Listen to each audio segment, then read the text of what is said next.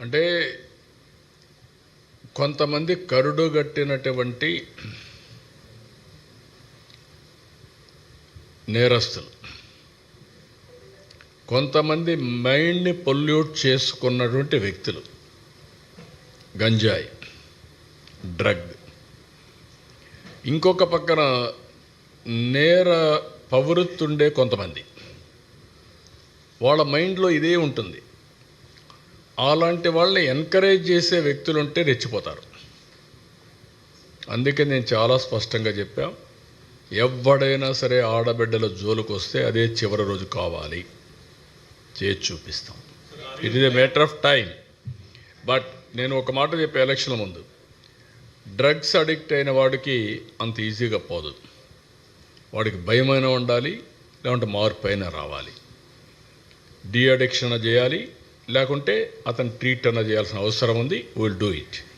I'm very clear.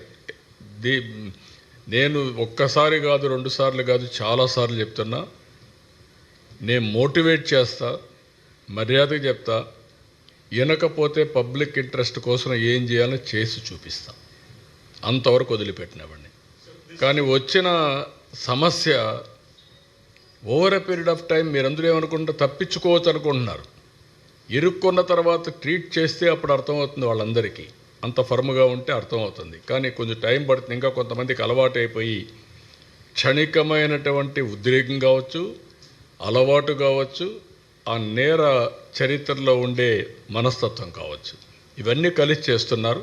But I'm very clear, ఈ రాష్ట్రంలో ఎవడైనా సరే నేరాలు చేసి తప్పించుకోవాలనుకున్నా, ఆడబిడ్డల జోలుకొచ్చి తప్పించుకోవాలనుకున్నా అదే చివరి రోజు అవుతుంది. Be clear. నో, ఇది అలవాటు అయింది. ఇంకా మీకు